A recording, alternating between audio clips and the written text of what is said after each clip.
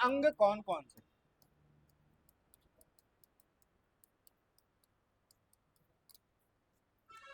तो भारतीय संसद के होते हैं 3 अंग। पहला राज्यसभा, दूसरा, तीसरा, और ये अनुच्छेद 79 में, अनुच्छेद 79 ये कहता है कि भारत की एक संसद होगी जिसमें 3 अंग होंगे, लोकसभा, राज्यसभा और राष्ट्रपति। ठीक है, राष्ट्रपति हमने पढ़ लिया है, अब बचा है राज्यसभा और, तो एक एक करके हम राज्यसभा पढ़ेंगे पहले, फिर लोकसभा पढ़ लेंगे। राज्यसभा के सभापति हम पढ़ चुके हैं, लेकिन हमने लोकसभा के सभापति नहीं पढ़े या अध्यक्ष नहीं पढ़े। हम क्रम से आगे बढ़ेंगे आर्टिकल के अनुसार। मैं आर्टिकल के अनुसार ही पढ़ रहा हूँ। 79 है, संसद चालू होगी, फिर इनके अधिकारी चालू होते हैं, फिर वहाँ विधायिका के जो बजट वजट पास किए जाते हैं, बिल लाए जाते हैं, वो बताऊंगा, और अंततः ये समाप्त हो जाएगा। फिर बाद में सर्वोच्च न्यायालय 124 से सर्वोच्च न्यायालय शुरू हो जाता है, और 142 से 144 आगे चलता रहता है। वहाँ महान्यायवादी होते हैं, फिर वहाँ महालेखा अधिकारी आएंगे 148 से।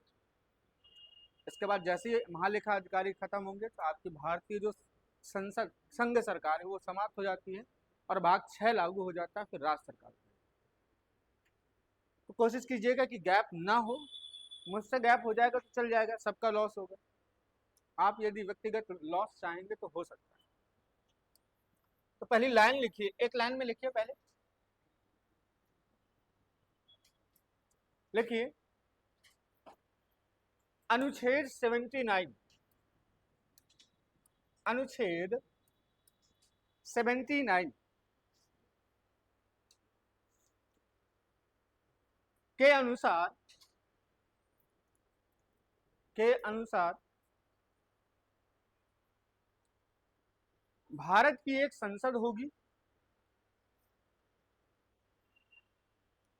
भारत की एक संसद होगी जिसके 3 अंग होंगे।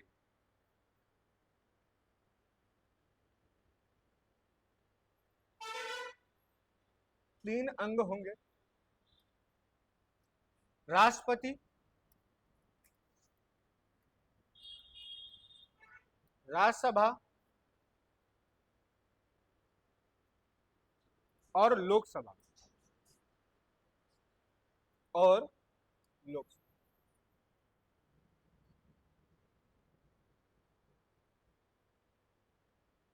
अगली लाइन में लिखो,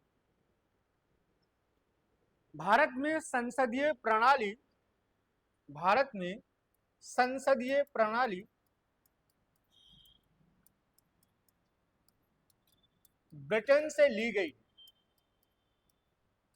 ब्रिटेन से ली गई।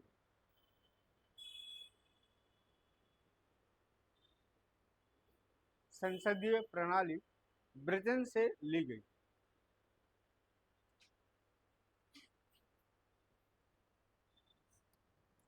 अब देखिए, समझिए, अब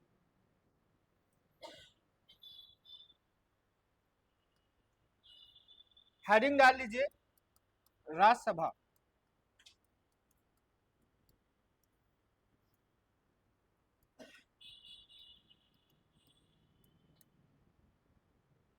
अनुच्छेद 80।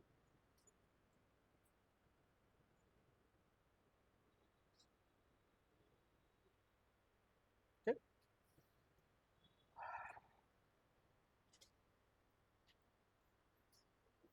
देखिए इसमें, देखिए राज्यसभा जो नाम है, आर्टिकल 80 ये कहता है, सिर्फ इतना बताता है कि राज्यसभा की संरचना कैसी होगी, और 81 ये बताता है कि लोकसभा की संरचना कैसी होगी। ठीक है, तो 80 में कहा राज्यसभा की संरचना कैसी होगी। जैसे मान के चलते हैं यह हमारी राज्यसभा बैठी है, ठीक, तो राज्यसभा में तय किया जाएगा कि इसके सदस्य कैसे चुने जाएंगे। सबसे पहले तय किया जाएगा कि सदस्य होंगे कितने, ठीक, फिर तय किया जाएगा कि सदस्यों का निर्वाचन कैसे होगा, यह भी तय किया जाएगा कि सदस्यों को हटाया कैसे जाएगा। सारा व्यवस्था इस आर्टिकल के तहत छोटी छोटी बातों में बताई गई। ठीक, देखिए राज्यसभा जो शब्द है भारत में पहली बार यूज हुआ था 1954 में। इससे पहले राज्यसभा का नाम था राज्य परिषद। जो हमारे अंग्रेज लोग यहाँ रह रहे थे भारत में, वो राज्यसभा को राज्य परिषद कहते थे। और जैसे ही देश आजाद हुआ इसके बाद भारतीय लोगों ने इसका नाम बदल दिया राज्यसभा। ठीक, फिर दूसरा, अब राज्यसभा में सबसे ज्यादा जरूरी क्या होती है? संख्या। तो देखिए जो हमारा मूल संविधान है वो क्या कहता है और वर्तमान में क्या व्यवस्था है वो क्या कहती है, दोनों पढ़ने होते हैं। कभी कभी शब्दों का हेर फेर होता है, लिखा होता है वर्तमान में क्या है या फिर मूल में क्या है। तो मूल संविधान में कितनी संख्या बताई गई है? 250।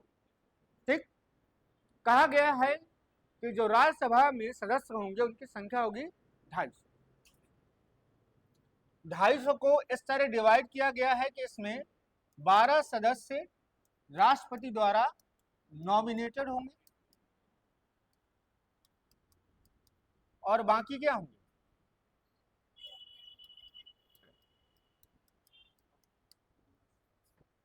मतलब चुने जाए। चुनने की प्रक्रिया बताई जाएगी कि कैसे होगी। पहले याद रखना है 250 होंगे। 250 में आप हमेशा एक फिक्स नंबर लेके चलिएगा 12। जैसे आप पेपर में भूल जाए तो फिक्स नंबर 12 जैसे ही घटाएंगे तो बाकी संख्या मिल जाएगी। ठीक है, वर्तमान में क्या कंडीशन है? 200। 5 सीटें हमने किसके लिए रखी हैं? पीओके के लिए।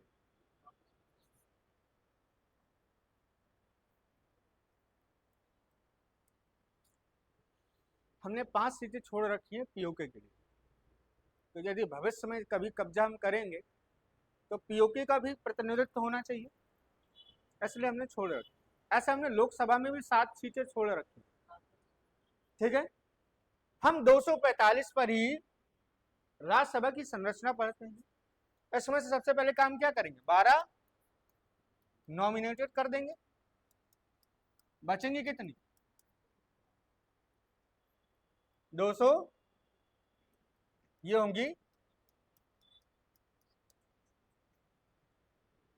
समझ में है? पेपर में आपसे ये भी पूछ लेता है और ये भी। ये नहीं पूछता कि कितनी अभी बचा के रखी हुई। ये आपको मालूम होना चाहिए कि हमारी 5 सीटें गई कहां। ठीक, तो लिखिए, थोड़ा थोड़ा करके समझते जाएंगे, लिखते जाएंगे। लिखिए, राज्यसभा में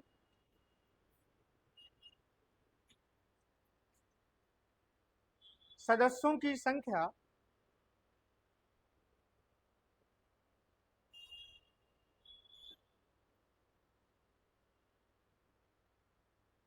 निम्नलिखित होती है।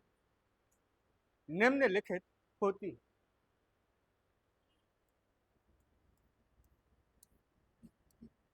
दोनों नोट कर लो। पहले लिखना मूल संविधान में 250,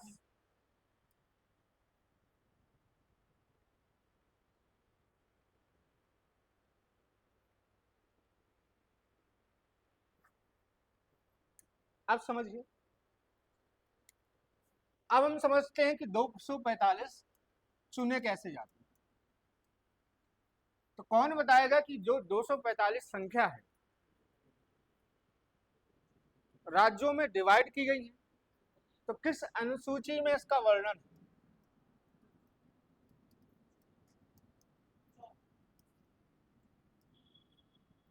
अनुसूची 4 में ही राज्यसभा की सीटों का बंटवारा किया गया। तो किस राज्य को कैसे हम देंगे? देखिए अनुसूची 4 में कहा गया है कि 245 सीटों को, जैसे आपने 12 नॉमिनेटेड कर दी, नॉमिनेटेड, ये कौन करेगा? भारत का। हमने यह व्यवस्था ली है आयरलैंड से। कहां से ली है? और जो भारत का राष्ट्रपति क्या सबको नॉमिनेटेड कर देगा? पर्टिकुलर एरिया होते हैं कि वो सिर्फ वहीं से नॉमिनेटेड कर सकता है। तो कौन कौन से वो 4 एरिया हैं, कोई बताना चाहेगा?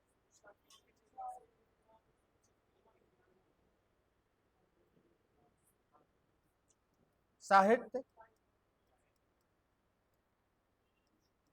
कला, विज्ञान, सब दे दो, और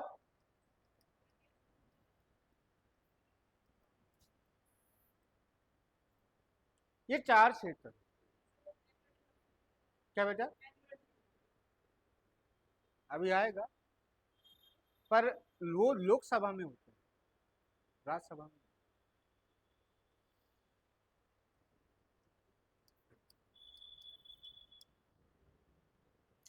लास्ट करके याद कर लीजिए, आपने पेपर में भूलेंगे।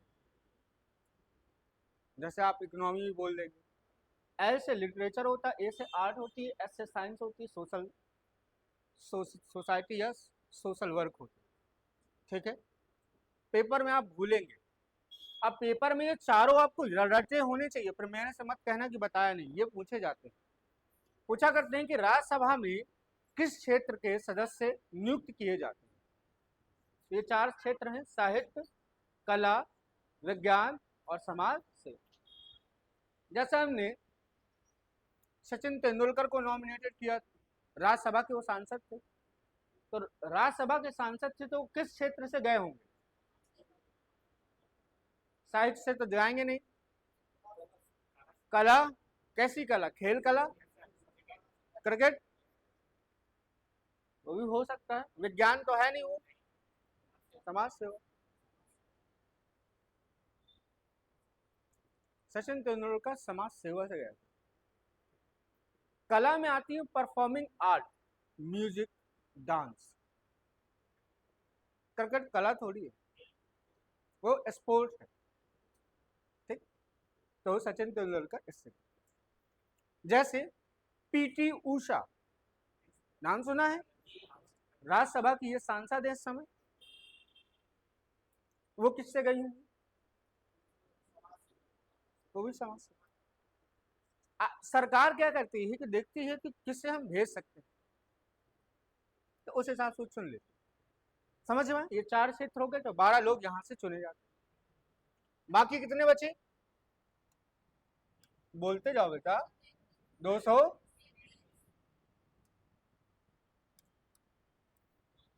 233 में 2 तरह का डिवीजन। 4 सदस्य चुने जाते हैं केंद्र शासित प्रदेशों से। कहां से चुने जाते हैं? केंद्र शासित। और बाकी कितने बचे अब? 200, ये कहां से चुने जाएंगे? राज्य से। समझ में आया स्ट्रक्चर? 12 इस तरह चुने जाएंगे। 4 केंद्र शासित प्रदेश में 2 प्रदेश हैं हमारे जो जिससे चुने जाते हैं, जहां विधानसभा है, दिल्ली और पांडुचेरी। हमारे जो केंद्र शासित प्रदेश हैं, जो 8 केंद्र शासित प्रदेश बचे हैं, उसमें 2 ही जगह विधानसभा, पहला दिल्ली, दूसरा है पांडुचेरी। दिल्ली के लिए हमने सीटें दी हैं ज्यादा, वो है 3, और पांडिचेरी के लिए, ठीक। और जो राज्य हैं, राज्यों के लिए सूची दी गई है अनुसूची 4 में, कि उत्तर प्रदेश को 31 दे देंगे, पश्चिम बंगाल में 16 सीटें हैं, तो हर सीटें अलग अलग उनकी जनसंख्या के अनुसार उन्हें दी गई। ठीक है, तो आगे लिख लें इसको थोड़ा डिटेल में। चलिए आगे पॉइंट पॉइंट वाइज लिखेगा। लिखिए, राष्ट्रपति, पॉइंट में लिखेगा, राष्ट्रपति राज्यसभा के 12 सदस्यों को, राज्यसभा के 12 सदस्यों को चार क्षेत्र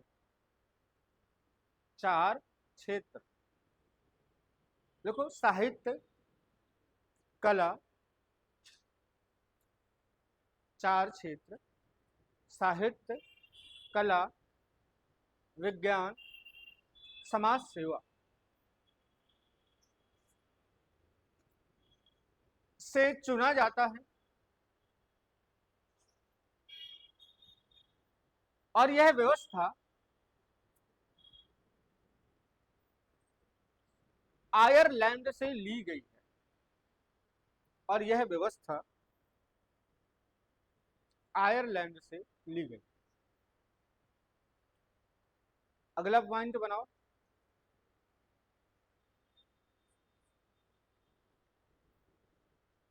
बाकी 233 सदस्यों में, बाकी 233 सदस्यों में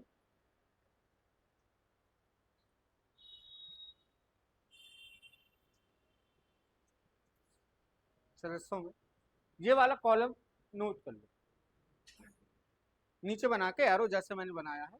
ये हो गया, सदस्यों का क्लियर है ना सब कुछ?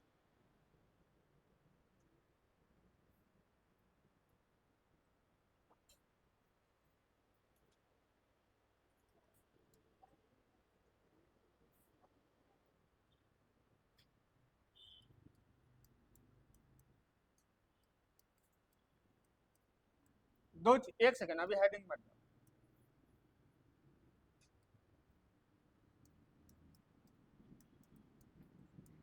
राज्यसभा की तो हमने सीटें क्लियर कर ली कि कैसे कैसे डिवाइड, लेकिन राज्यसभा के जो सदस्य होते हैं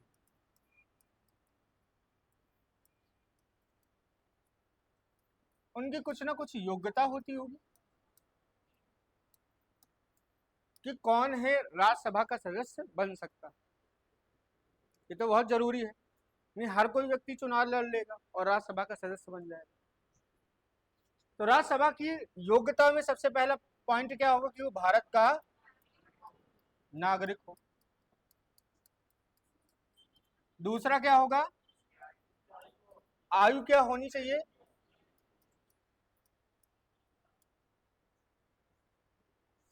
बच्चे यही गलती करते हैं, मुझे भी मालूम है। लोकसभा में 25 और राज्यसभा में है, ठीक, बोलिएगा। राज्यसभा बड़ी है मतलब बुजुर्गों की संस्था है तो थोड़ा एज बड़ी होती है, और लोकसभा में युवा होती है, इसलिए। और तीसरा क्या होना चाहिए, लाभ का पद,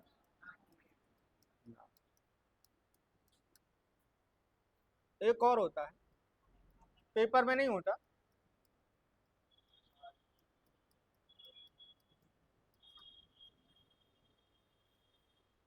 देखिए पेपर में सब आप एक पॉइंट याद रखिए, वो है ये, बाकी मैं आपसे कही नहीं रहा हूं कि याद करिए, क्योंकि पेपर में आपसे यही पूछा जाएगा कि राज्यसभा का सदस्य बनने के लिए कितने वर्ष चाहिए होते। बाकी आपसे नहीं पूछेगा कि कौन सा अधिनियम के अनुसार उनकी बहुत सारी योग्यताएं तय की जाती। इस एक्ट का सिंपल सा अर्थ होता है रिप्रेजेंटेशन ऑफ पीपुल एक्ट 1951। इसमें कहा गया कोई यदि भ्रष्टाचारी है, किसी ने चुनावों में भ्रष्टाचार किया है, किसी ने दहेज प्रथा या हिंसा बलात्कार जैसे काम किए, तो ऐसे व्यक्तियों को चुनाव लड़ने से रोका जा सकता है, ठीक है। तो ये आपसे कभी नहीं पूछा जाएगा कि इसके अंदर की बातें क्या, आप सिर्फ याद रखिए कि पेपर में आपसे ये ज्यादा पूछा जाता है और यही पूछे जाने की पॉसिबिलिटी वनडे एग्जाम में होती है। लेकिन आपको पता होना चाहिए कि 4 हैं, लेकिन आपको रटा एक होना चाहिए 30 क्लियर के साथ, 25 नहीं, आप ध्यान रखें 30, ठीक। इनकी योग्यताएं हो गई, मान के चलती है मेरे पास सारी योग्यताएं हैं, मैं नागरिक भी हूँ, 30 साल का भी हो गया हूँ, लाभ का पद मेरे पास है नहीं है और इसके तहत में आता है। बेटा बात मत करो, आवाज आ रही। अब इन्हें चुनेगा कौन? आम जनता चुनती है कि और कोई चुनता? आम जनता वोट डालने जाती है, आम जनता वोट नहीं डालती। फिर इन्हें वोट कौन डालता है? कहां से आते हैं? मंगल ग्रह से आते हैं, एलियन डालने आते हैं। वो कौन डालता है?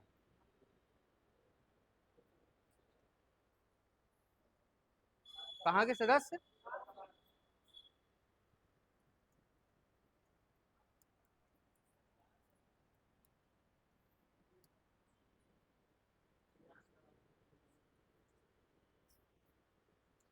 विधानसभा के सदस्य इन्हें चुनते हैं। विधान परिषद नहीं होता बेटा, हर जगह विधान परिषद तो नहीं है ना, तो विधानमंडल में विधान परिषद भी आती है। और सिर्फ हमारे देश में 6 जगह ही विधान परिषद है, 6 जगह। ठीक, तो गड़बड़ नहीं हो जाएगा आंसर। तो जितनी हमारी विधान सभाएं, उनके जितने सदस्य हैं, एक रेशियो बना दिया जाता है कि 11 सदस्य एक को चुन सकते हैं। आपने यदि निर्वाचन देखा हो, आप देखते नहीं है ना, दिक्कत ये। तो विधानसभा के जितने भी क्या होते हैं, निर्वाचित, नॉमिनेटेड नहीं बेटा, इसमें याद रखना, निर्वाचित, जिसे चुने जाते, जैसे विधायक लोगों को चुना जाता है ना, जैसे यूपी में विधायक चुने गए, यूपी के विधायक अपने राज्यसभा के सांसद को चुनते, इन्हें वोट विधानसभा के निर्वाचित सदस्य ही दे सकते। इसमें लोकसभा का कोई योगदान नहीं, ना ही विधान परिषद का कोई योगदान। ठीक, अब क्या होता है, जैसे यूपी को 31 सीटें दी गई राज्यसभा की, ठीक है, हमारी विधानसभा में कितनी सीटें हैं? बोलना क्या चाहता है? एंग्लो इंडियंस को हटा के बेटा कितनी है?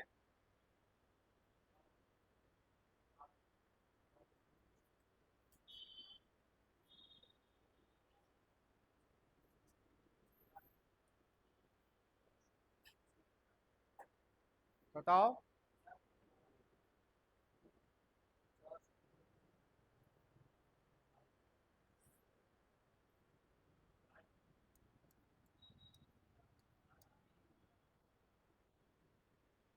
403 सदस्य हैं, ठीक है, ठीक। और कौन? मुझे इतने याद आ रहा, कुछ और हो तो बताओ। अब यदि मैं 31 से इसका डिवीजन कर दूं तो कितना आ जाएगा? मोटा मोटा बताइए, आप मैथमेटिक्स बहुत अच्छी जानते हैं।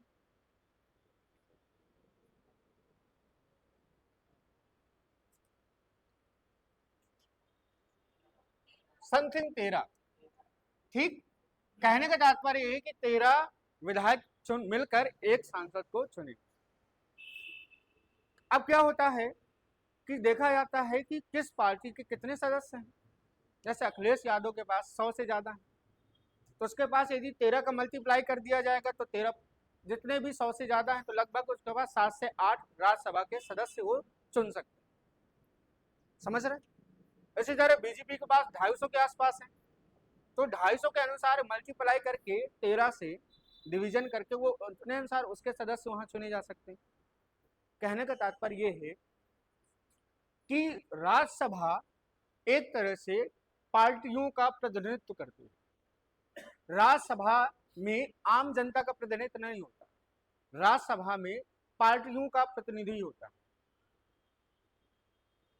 बीजेपी वाले के अलग सदस्य होंगे राज्यसभा में, क्योंकि विधान परिषद में, सॉरी, विधानसभा की सीटों के अनुसार ही वो सदस्य चुन पाएंगे। मान के चलते हैं, एग्जाम्पल लें, अखिलेश यादव के पास 26 सीटें हैं विधानसभा की, तो कितने सदस्य वो चुन सकते हैं अपने आप से? 2, 13 दुनाई 26, ठीक। इसी तरह मान के चलते हैं 65 सीटें हैं बीजेपी के पास, तो कितने सदस्य अपने हिसाब से भेज सकते हैं? इसलिए राज्यसभा में उन्हीं को चुना जाता है जिनके पास पैसा होता है, जान पहचान होती है और जो पार्टी को सहयोग करने की हिम्मत है। राज्यसभा में आप चाहें कि हमें सीट मिल जाए, आम जनता को सीट मिल जाए तो भूल जाइए। इसमें जातिवाद, पैसा, पावर, इन्फ्लुएंस सब चलता है। ठीक, इसमें किसी तरह का कोई वो नहीं कहता कि हमें चुनो, आम जनता का योगदान। ठीक है, तो ये चुनती है तो लिखे अगले पॉइंट से लिखे, राज्यसभा के सदस्यों की योग्यता, राज्यसभा के सदस्यों की योग्यता, स्पीड से लिखना, निम्नलिखित होनी चाहिए, निम्नलिखित होनी चाहिए।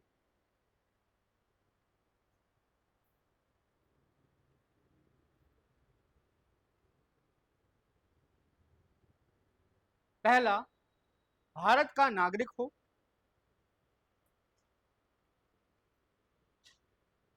दूसरा, 30 वर्ष की आयु हो।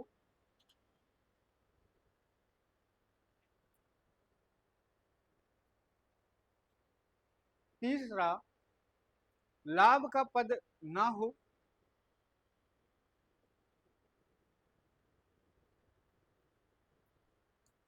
चौथा,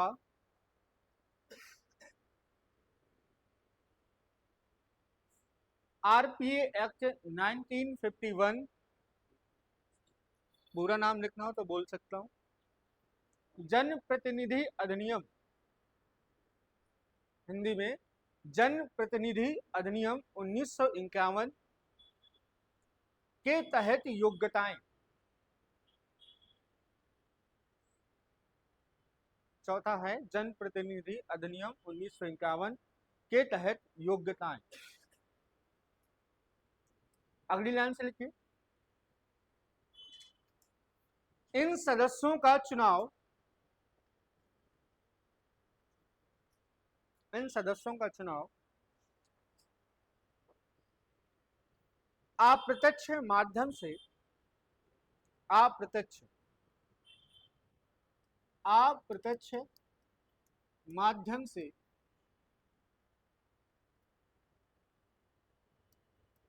समानुपातिक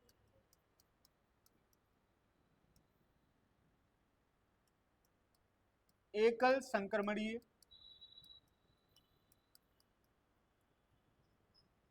अप्रत्यक्ष माध्यम से समानुपातिक एकल संक्रमणीय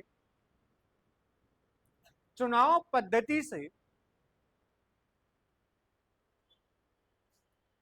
चुना जाता है, चुना जाता,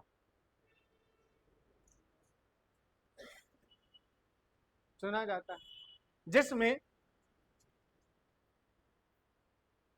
राज्यों की विधानसभा के निर्वाचित सदस्य, जिसमें राज्यों की विधानसभा के निर्वाचित सदस्य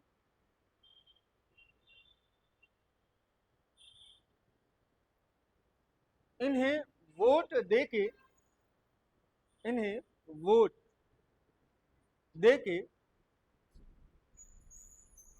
चुनते हैं।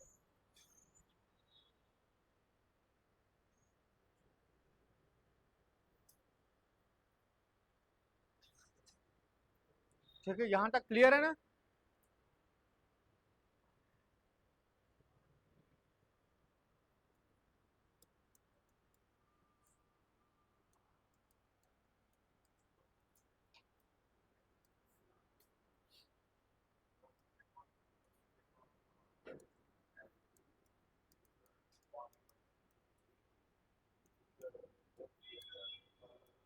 अब इसे थोड़ा देख लेते हैं, क्योंकि आपने राज्यसभा समझ लिया तो ऐसे ही है, थोड़ा सा शब्द यहाँ वहां हो जाएंगे। अब लोकसभा 81 में कहा गया है कि लोकसभा की संरचना इस प्रकार होगी और छोटी छोटी बातें कही गई। सबसे पहले काम होना चाहिए कि लोकसभा के सदस्य कितने हों। सबसे पहले नंबर पता होना चाहिए। जैसे लोकसभा मान के चलिए, तो इसमें एक निश्चित संख्या होती है कि 50 है, 60 है, 70 है। तो जो मूल संविधान में उसमें कितना था?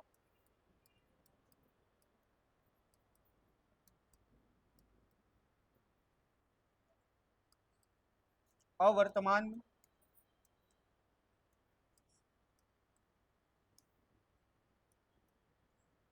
मूल संविधान में कितनी सीटें थी?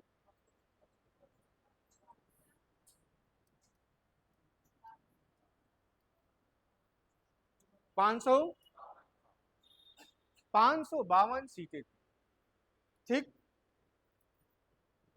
552 में दो एंग्लो इंडियंस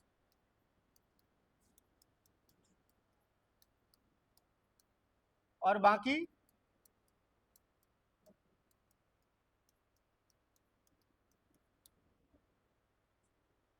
ठीक, जो मूल संविधान में कहा गया।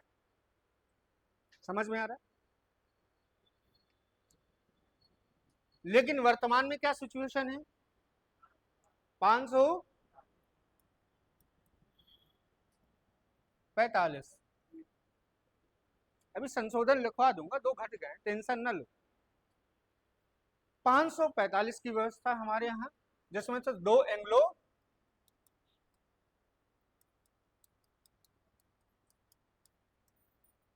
और बाकी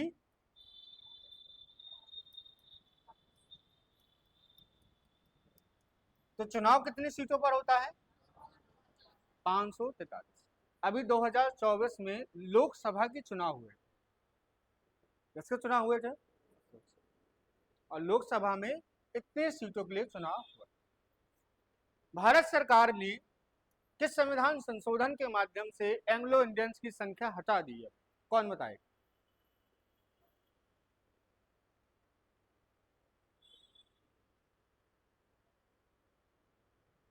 पता नहीं। पेपर में कुछ सालों के लिए ये क्वेश्चन बहुत ज्यादा इंपॉर्टेंट, ठीक है।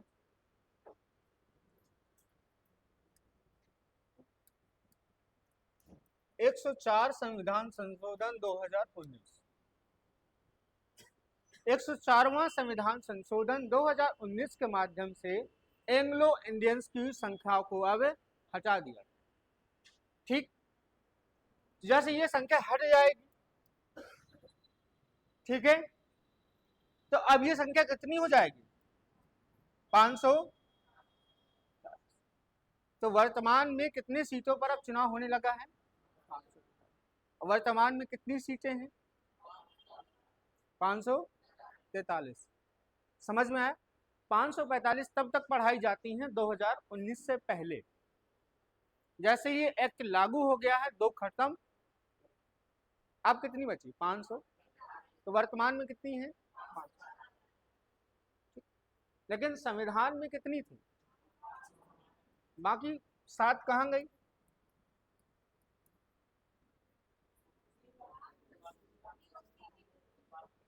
पाकिस्तान के पास।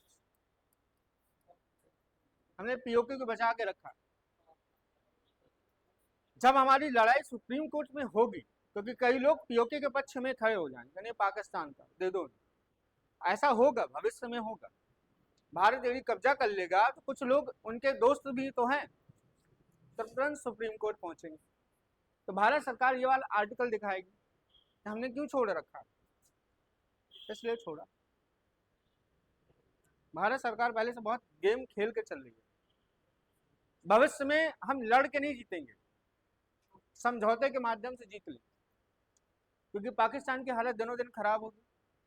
वो हमसे समझौता करना चाहेगा, हम समझौता कर नहीं रहे, मजबूरी में एक प्रस्ताव रखेंगे, पीओके दे दो, हम तुम्हें ऑफर दे रहे हैं, $10 बिलियन का सहयोग दे देंगे, चलो।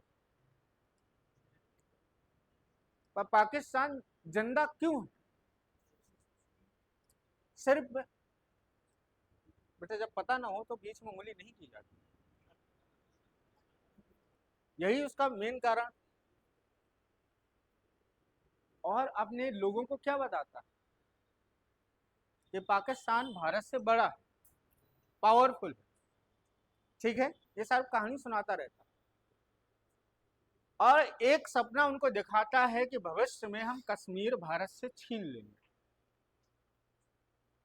सपना दिखाया करता, जो उन्हें मालूम है कि पूरा नहीं कर पाएंगे, पर उन्हें जीवित इसी उद्देश्य से रखा गया है, लोगों की सांसें इसलिए चल रही हैं, वो सपना देखा करते हैं कि कश्मीर हमारा।